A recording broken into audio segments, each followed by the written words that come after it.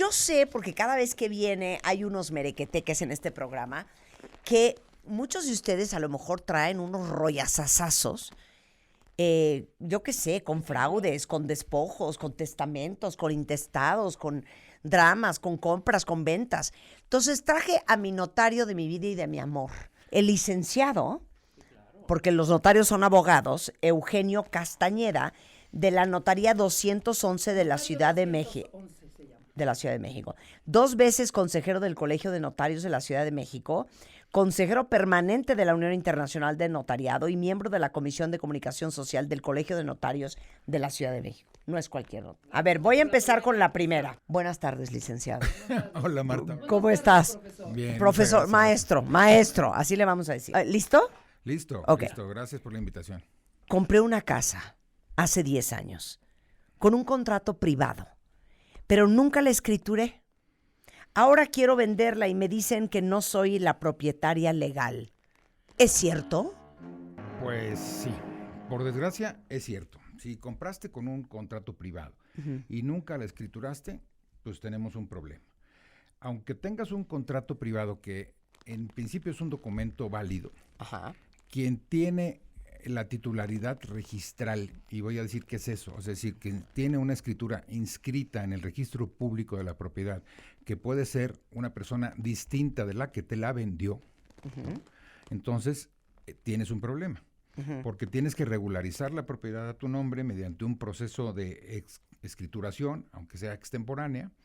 Vas a tener en muchos casos que pagar impuestos adicionales a los que tendrías que haber pagado cuando compraste, y pues necesariamente vas a tener que tener la escritura, ir con un notario y obtener la escritura. Ahora, tienes que localizar a esa persona que sea el titular registral, y si no lo logras, entonces vas a tener probablemente que seguir un juicio ante un juzgado para que se llama juicio de otorgamiento y firma de escritura, para poder obtener tu escritura. Ok, te voy a hacer una pregunta así, derecha, para que nos quede claro a todos.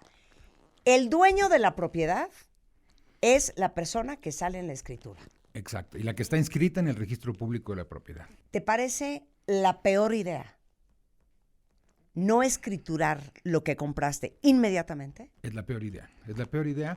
Mira, muchas veces la gente, por una falsa concepción de que me voy a ahorrar impuestos y mejor no escrituro, lo deja de hacer. Digo, evidentemente se tienen que pagar impuestos y en ocasiones los impuestos son altos, pero existen una serie de facilidades que tanto las autoridades como los notarios participamos en programas de escrituración para facilitar y para reducir el monto de los impuestos, ¿no? Entonces, no hay que dejarlo de lado. Cuando uno va a adquirir una propiedad, primero, antes que nada, hay que ir con un notario para que el notario verifique que esa propiedad está a nombre de quien me la está vendiendo, en el registro, sí, bueno, en el caso de una herencia también, pero que efectivamente quien me la vende, o mi abuelito, si fue que me la heredó, bueno, era el titular registral, tenía escrituras a su nombre, que no tenga ningún problema, es decir, que no esté embargada, que no esté hipotecada, que no tenga anotada. Libre de gravamen. Libre de, exactamente. Me fascina, libre de gravamen. Así se dice.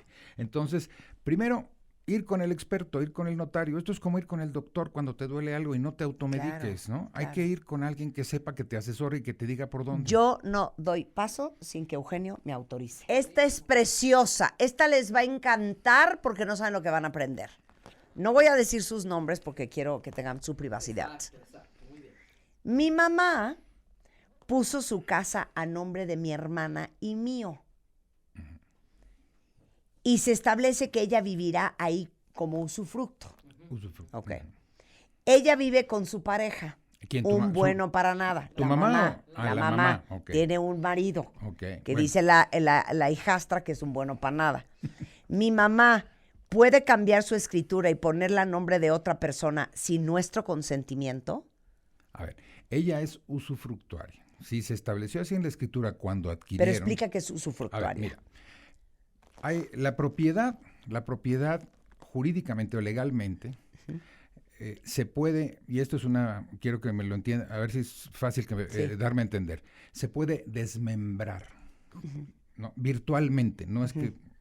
Entonces, una persona puede ser titular de la dueña, propiedad, a eso se le llama nudo propietario, o titular de la nuda propiedad, y la otra puede ser la usufructuaria, titular del usufructo. ¿Qué es el usufructo?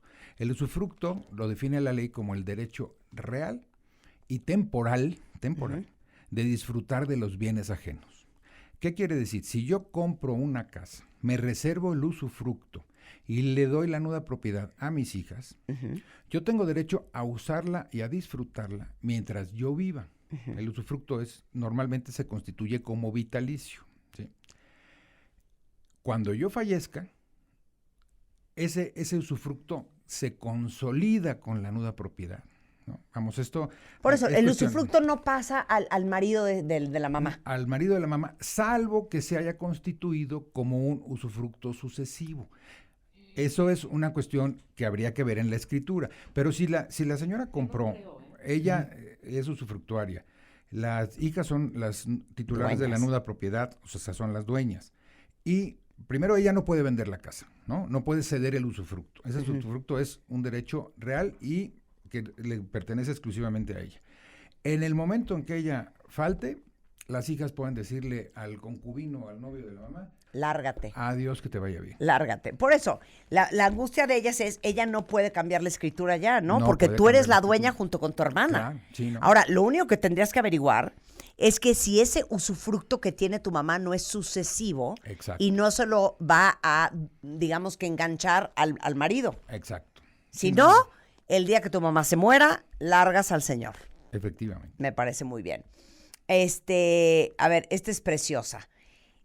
Preguntan aquí: estoy por comprar un departamento directamente al dueño, sin inmobiliaria de por medio. Me dice que no hace falta ir con notario porque me puede dar un contrato de compraventa.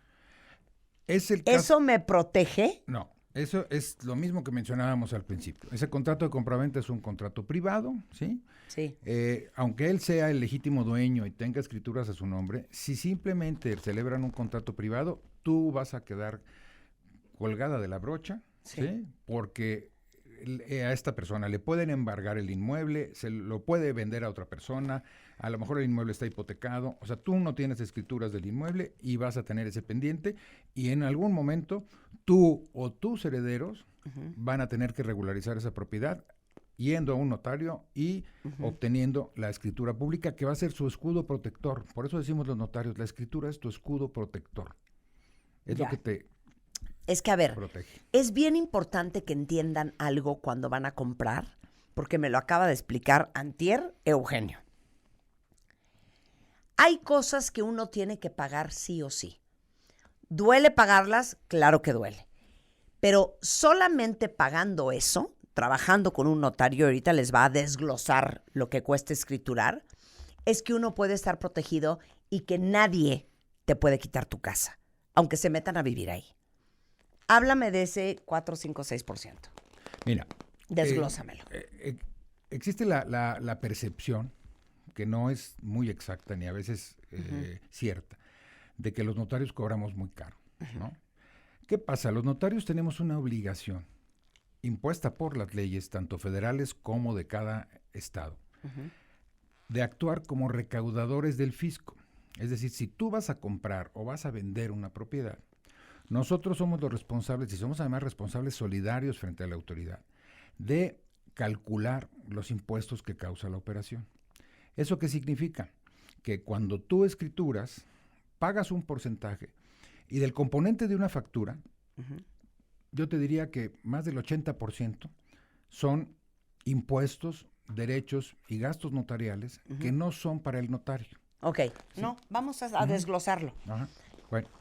Mucha gente hace estos contratos de compraventa privados porque no quieren pagar impuestos, porque no quieren pagarle a un notario, y entonces esos son los riesgos que uno corre, porque técnicamente si tú no estás en la escritura, esa casa, contrato, firma, sangre, no es tuyo, ¿ok?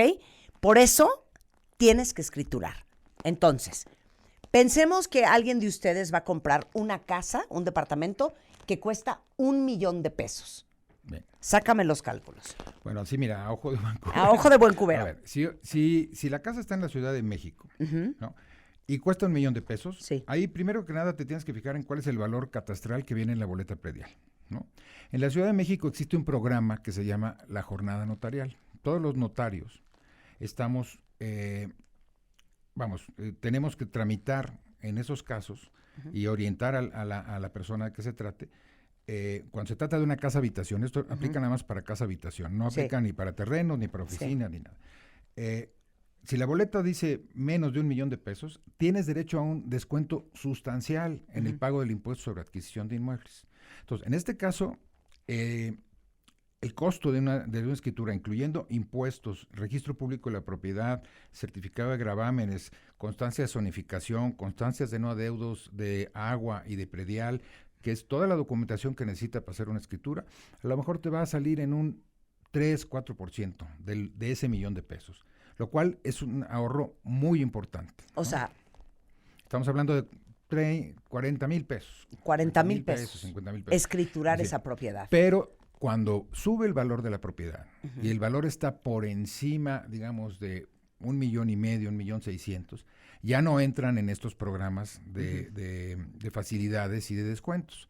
Entonces, el valor de la escrituración se eleva y puede ir hasta un 6%, incluyendo impuestos, derechos, gastos y honorarios notariales. Ahora, de esa factura, la mayor parte, digamos más de un 80%, van a ser estos impuestos, derechos y gastos, Claro. y el resto quizás sean los honorarios notariales. Pero no Sí. es que el notario esté cobrando demasiado, sino Claro. que tiene la obligación de retener esos impuestos, de recibirlos más bien, Ok. y enterarlos, es decir, pagarlos al fisco. Ok, entonces otra vez voy a desglosar para que quede muy claro. De ese 3-4%, si vale menos de $1,000,000, $1,000,000, sí, ¿no? más o menos, un poquito más. Número que hasta sale en el impuesto catastral, ¿me dijiste? en la boleta predial, sí. En la boleta predial. O hasta 6% si cuesta más de $1,000,000, se divide de la siguiente manera. Un porcentaje son impuestos, Impuestos. ¿Qué es qué el porcentaje? impuesto sobre adquisición de inmuebles. ¿qué es ¿no? cuánto?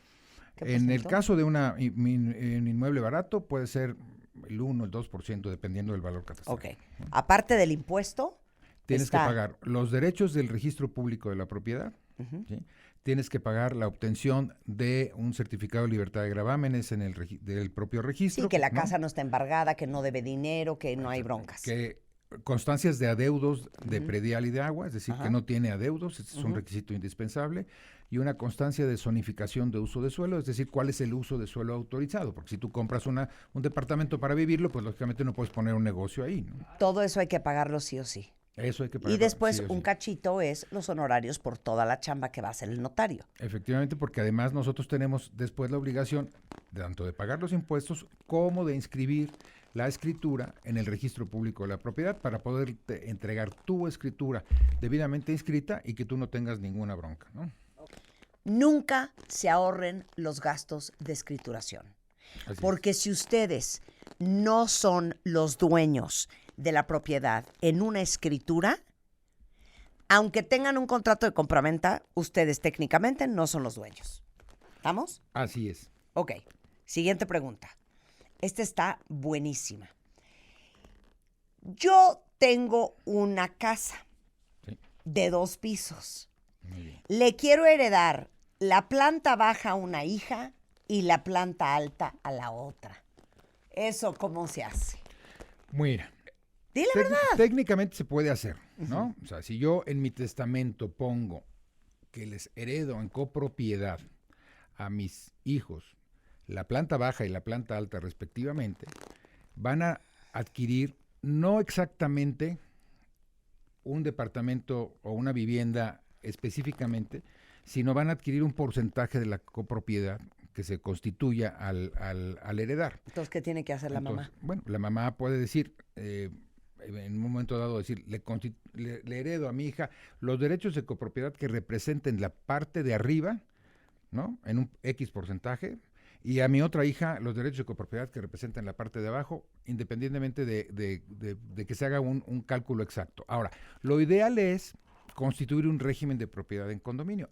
Hay que ir con el notario, ¿no? Y preguntarle para ver si técnicamente es posible constituir un condominio, aunque sea de 2 viviendas. Si tienen una entrada común, si tienen un estacionamiento común, etcétera, se puede ver, ¿no? Hay que hacer desde luego un estudio técnico, para lo cual vas a necesitar un arquitecto, ¿no? Que te diga, que te haga unos planos, que te haga una descripción de la vivienda, y en un momento dado intentar constituir un régimen de condominio. Se puede hacer, y entonces vas a tener 2 departamentos, y entonces ya con eso vas a poder decirle, el departamento de arriba, que le vamos a denominar el departamento 2, para mi hija Juana, y el departamento 1 de abajo para mi hijo Juan. Entonces, de esa manera lo puedes solucionar. Ok, perfecto, contestada. Buenísimo está, ¿eh? Si tengo un poder notarial, dice Juan, pero no tengo escrituras, ¿puedo vender la propiedad? Depende qué tipo de poder se trata. ¿Qué es un poder notarial? A ver, un poder notarial es un documento mediante el cual yo faculto a otra persona a actuar en mi representación. Hay distintos tipos de poderes notariales. Pueden ser poderes únicamente para pleitos y cobranzas, pueden ser para actos de administración, pueden ser para actos de dominio, que así los llamamos, que son actos de disposición que sí te pueden permitir vender, ¿no? Hay otro tipo de poderes. O pueden ser poderes especiales para un acto en particular, un acto en particular. Si tú tienes un poder notarial porque alguien te dijo que te ibas a ahorrar la escritura, ¿no? Tú compraste, pagaste y el dueño te dijo, ahí te va un poder notarial para que tú te escritures cuando quieras. Ahí tenemos un problema. Uno, si se muere el que te dio el poder caduca y deja de tener validez, ¿no? Si se te desaparece el que te dio el poder y tú nunca lo ejerces y nunca escrituras, vas a tener otro problema, porque hay que cumplir hoy con una serie de requisitos que prevé la ley para prevención del lavado de dinero. Si no vas a saber si el señor está vivo, si está muerto, vas a tener una serie de problemas y te metes en una bronca. Entonces, volvemos a lo mismo. Un poder notarial nunca va a sustituir una escritura. Es que otra vez, le voy a poner así de crudo. Si no tienes para escriturar la casa, no la compres. Pues sí, mira, alguna vez yo le pregunté a un amigo muy rico que compró un caballo en Kentucky y le dije, oye, siento que conozco a ese amigo tuyo. ¿Cuánto cuesta alimentar un caballo de ese precio? Sí, de $1 millón. Sí. Y me dijo, si te haces esa pregunta, no puedes comprar el caballo. Claro. ¿Cuánto me va a costar mantener el barco? Ah, no, si estás preocupado, no lo compres. Pues sí, ¿no? 100%. A ver, ¿en qué caso es necesario que resuelva un notario? No se puede nada más con un abogado. Es que los notarios son abogados. Los notarios somos abogados, pero somos abogados facultados por el Estado para dar fe y certificar ciertos actos jurídicos.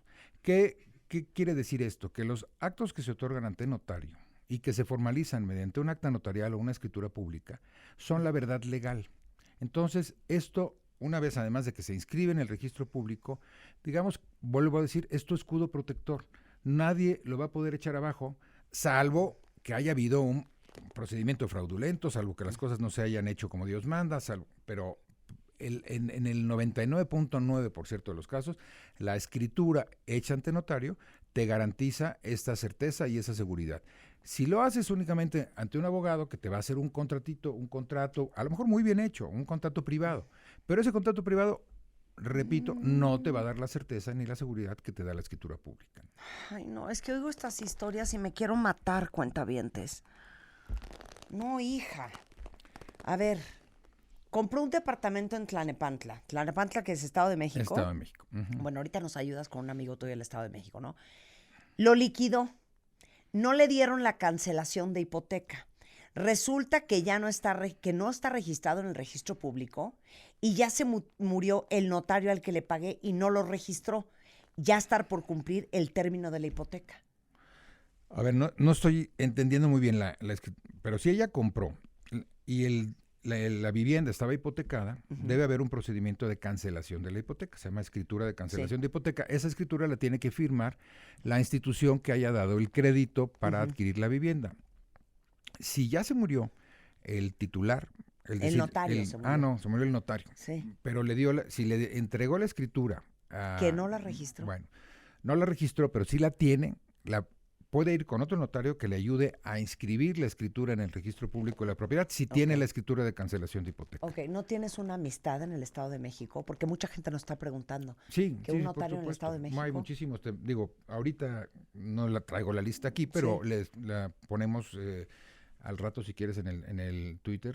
Alex Villatoro le da seguimiento a esto para que pongamos también se unos pueden nombres. meter a internet a lo que es el Colegio de Notarios del Estado de México y seguramente ahí van a encontrar un notario que les quede cerca de su municipio o de la ciudad donde vivan en el estado, ¿no? Claro.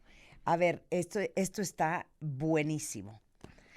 Híjole, ¿sabes qué pasa? Que siento que vamos a ser parte 2, 3, 4, 5, porque ahora sí que veo mucha irregularidad, cuentavientes. Ya no me vuelvan a hablar de un poder notarial en vez de una escritura, ¿eh? No. Ya lo aclaró, ya lo dijo, ya lo explicó. A ver.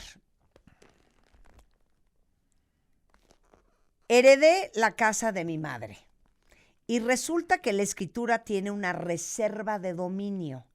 La escritura es de hace 60 años. Esa casa la compró mi mamá, sí la terminó de pagar, pero tal vez por olvido no fue a la notaría a quitar esa reserva de dominio. ¿Qué es una reserva de dominio? Mira, la reserva de dominio es una modalidad al vender. Es una forma de transmitir la propiedad cuando quedas a deber parte del precio. Y entonces yo te vendo mi casa, pero si tú no me la pagas en su totalidad, yo me reservo el dominio. Es una modalidad que se permite en la ley. ¿A qué estoy obligado? A que cuando tú me la termines de pagar, yo cancelo esa reserva de dominio. La señora seguro nunca la canceló. La compró a alguien más que nunca canceló la reserva de dominio. Ah, ya. ¿No? Entonces, habrá que ver si la persona a la que su mamá le compró todavía vive, acreditar que ya pagó y solicitarle a esa persona que cancele la reserva de dominio para que ella pueda a su vez formalizar la herencia en su favor.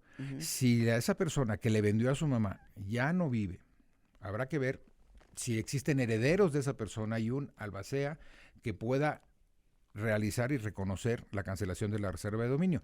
Y si no, se tendrá que ir a un juicio para demandar esa cancelación de la reserva de dominio y posteriormente adjudicarse la propiedad en herencia. Por eso, pero si está en la Ciudad de México, ¿tú le puedes ayudar? Sí, claro. Ok. Esta es buenísima. Mira, mi cuentaviente cuida a su mamá de 93 años. Han vivido juntas los últimos 19 años en una casita que tiene la mamá. La mamá le donó la casa con usufructo a su hija, que es mi cuentaviente. La pregunta es, si la mamá se muere, ¿los hermanos pueden revocar y saquen a mi cuentaviente de la casa? A ver, si la mamá le donó el usufructo a la hija, ¿no? Pero hay más hermanos. Hay más hermanos. Si la hija es la usufructuaria, mientras ella viva, nadie la puede sacar de la casa, aunque se muera la mamá. La titularidad de la nuda propiedad a que nos referíamos hace rato se podrá dividir entre los demás hermanos, pero la usufructuaria, la hija que es usufructuaria, mientras ella viva, nadie la puede sacar. Sí, pero lo que yo no quiero pensar es que a mi cuentaviente le van a meter los hermanos tal presión por vender la maldita casa y dividírsela entre todos, que van a ver cómo la sacan a patadas. Bueno, pues eso ya será cuestión de que ella se defienda, porque mientras ella sea usufructuaria vitalicia, nadie la puede sacar de la casa. Por eso, y tampoco pueden vender la casa. Y tampoco pueden venderla, pero nadie te va a comprar una casa mientras haya un usufructo vitalicio. O sea, yo voy a comprar una casa en la que tú eres la usufructuaria vitalicia y me voy a esperar a que te mueras para poder usar la casa, pues no. O sea, lo ideal sería que su mamá le herede la casa a ella. Pues que la mamá haga un testamento donde le deje también la nuda propiedad a ella y no solamente el usufructo, para que tenga la seguridad de que el día que la mamá falte se va a consolidar la nuda propiedad con el usufructo y esta hija no va a tener ninguna bronca, ¿no? Claro. Ya, uno más. Es que están buenísimas sus historias. Estamos aprendiendo muchísimo. A ver, ahí te va. En el testamento mi papá dejó la casa a nombre de los hermanos. Pero uno de mis hermanos ya se murió hace 15 años. Cuando la casa se venda, Los hijos de ese hermano que ya se murió también tienen derecho a un pedazo. Claro. Hay que ver cuándo murió el hermano. Si Hace 15 años. Pero se murió antes que el papá o que después. No sé, caray. Bueno, a ver, hay dos supuestos, ¿no? Si murió antes o si murió después. Los hijos de ese hijo fallecido constituyen lo que llamamos la estirpe de ese hijo fallecido. Ujú. Entonces, tienen derecho a dividirse. Si son 5 hijos, sí, haz de cuenta, el papá que se murió tenía 5 hijos. Uno de ellos falleció. Y ese a su vez tenía 5 hijos. Bueno, esa quinta parte se divide entre 5, ¿no? O sea, no es que los nietos vayan a heredar igual que los hijos, Ajá. sino que su parte se va a dividir en la estirpe del hijo fallecido. Pero sí van a tener derecho a heredar, ¿no? A ver, preguntan, ¿es posible o qué tan difícil es que un inquilino me quite mi propiedad y no lo saque yo ni con grúa? Mira, aquí hay un tema. Primero, debes tener un contrato de arrendamiento y ahí sí, para alquilar una propiedad, acercarte a un abogado. Ujú. Los notarios propiamente no llevamos contratos de arrendamiento porque no es necesario elevarlos a escritura pública. Se pueden hacer en escritura, pero no es necesario. Pero aquí sí es muy importante hacer un contrato de arrendamiento donde el propietario se proteja Ujú. debidamente. Uno, Sí. de que le paguen las rentas Sí. y dos, de que le desocupen el departamento si no le pagan la renta o cuando concluya Ujú. el término del contrato. Entonces ahí sí es muy importante. Ok. El riesgo de que te lo quiten no es alto, ¿no? Ujú. Debes de seguir un juicio. Por eso, ya, tienes tu contrato de arrendamiento. Se tenía que salir el 30 de octubre. Es 1 de noviembre y la familia, el señor, la señora, no se quiere salir. No ¿Qué se quiere haces? salir, vas, consigues un abogado y le demandas la desocupación inmediata, ¿no? El contrato debe estar muy bien hecho para evitar que en un momento dado el inquilino se aproveche y quiera de alguna manera prorrogar. Tienes que pactar en tu contrato que no puede subarrendar, es decir, que el inquilino no lo puede a su vez rentarle a otra persona, que no lo puede prestar a una persona distinta, en fin, tienes que protegerte por todos lados.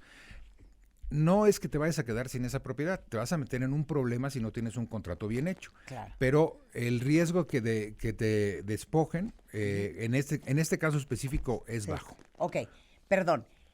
¿Quién es el abogado? O sea, ¿cuál es? El Uno- mercantil, el civil, el corporativo, el penal. ¿Qué El te civil. hace ese contrato? Un civilista, Un civilista. un especialista en derecho civil, si lo que estás rentando es una vivienda, un especialista en derecho civil que te asesore para llevar a cabo el contrato. Ok, ahí te va otra variable de esto. Me fui a trabajar a Estados Unidos un año y al regresar había personas viviendo en mi casa. Ellos dicen que la compraron, pero yo tengo los papeles. Bueno, ¿Qué hago? aquí sí estamos hablando de un caso real de despojo, ¿no? Aquí tienes dos vías. Tienes primero que presentar una denuncia penal, tú acreditar que tú eres el legítimo propietario, que nunca le cediste el uso o disfrute del inmueble a ninguna persona y que esa persona invadió tu propiedad.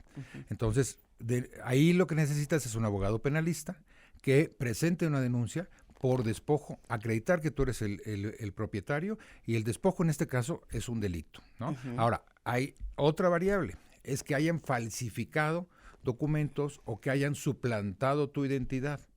En este caso, es muy importante, y volvemos a repetir, que tú tengas una escritura a tu nombre para poder acreditar que tú eres el propietario y entonces esa escritura sea tu escudo protector para evitar que se den este tipo de situaciones. Y sí, vas a tener un problema para lanzarlos, para desocupar el inmueble, pero si tienes tu escritura, vas a tener muchas más posibilidades de recuperarla y de tener éxito en una situación de estas. Ahora, hay muchas personas y bandas inclusive que se dedican a falsificar documentos, a falsificar escrituras, a falsificar identificaciones, a falsificar inscripciones en el registro público de la propiedad o obtener documentos apócrifos. Por eso es importante acudir al notario para que verifique toda la documentación y que todo sea seguro y que todo esté blindado, ¿no? Para evitar, porque los notarios, por ejemplo, ahora tenemos mecanismos de identificación biométrica. Estos mecanismos de identificación biométrica dificultan muchísimo las suplantaciones de personas o el uso de identificaciones falsas porque pues vas tú al notario y tienes que poner tu huella y el notario va a checar con el INE que concuerden y que tu INE sea una INE válida, que las huellas digitales que están en tu INE concuerdan con las que tiene registradas el INE. En fin, y tenemos incluso también escáneres para detectar pasaportes falsos o documentos de identidad falsos. En fin, estamos obligados a tener una serie de medidas de seguridad para garantizar que estas situaciones no se den, ¿no? Ok, ahí te va otra.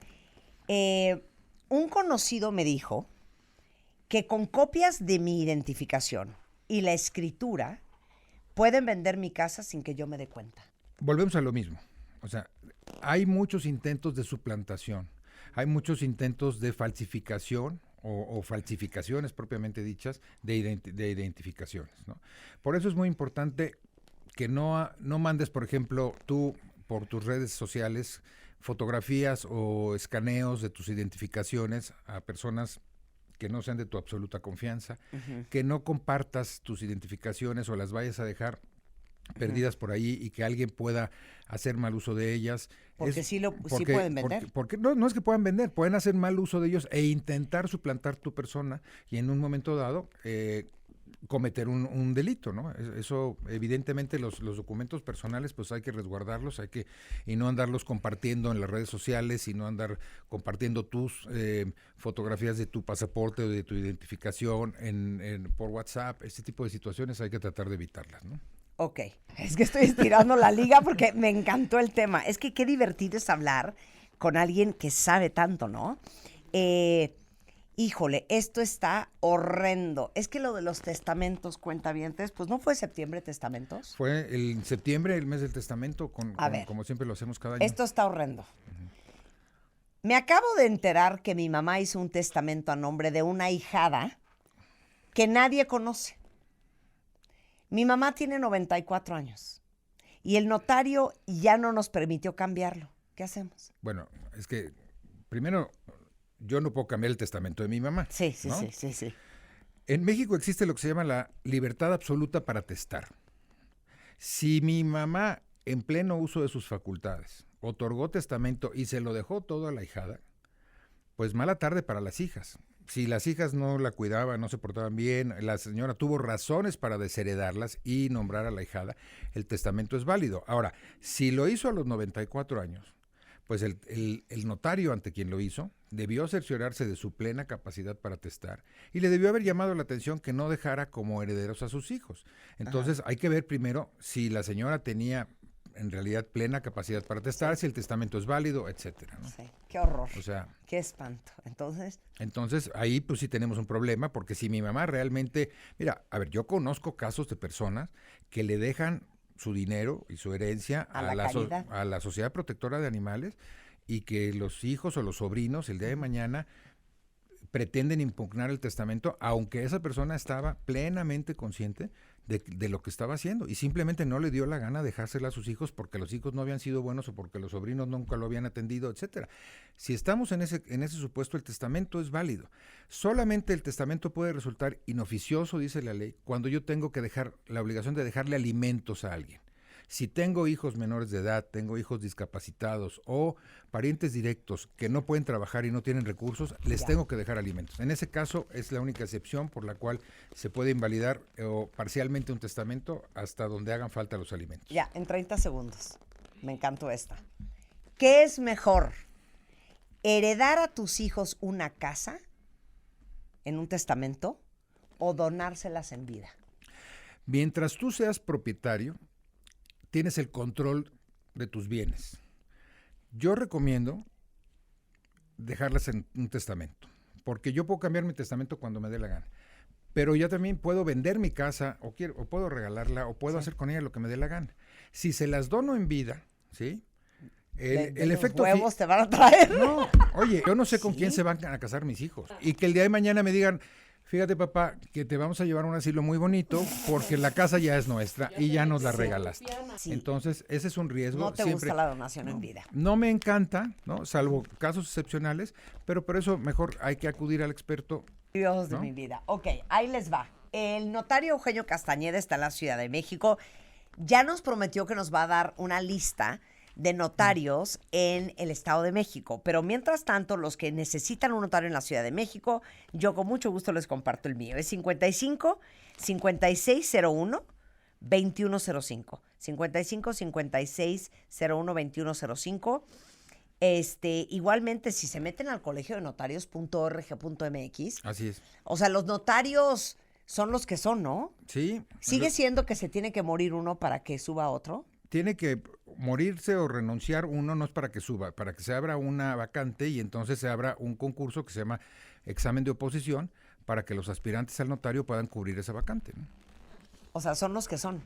Somos los que somos hasta ahorita, 250 notarios en la ciudad que le damos servicio y suficiente para cubrir todas las necesidades de la Ciudad de México. Bueno, pues ahí está, Eugenio Casta, en Twitter.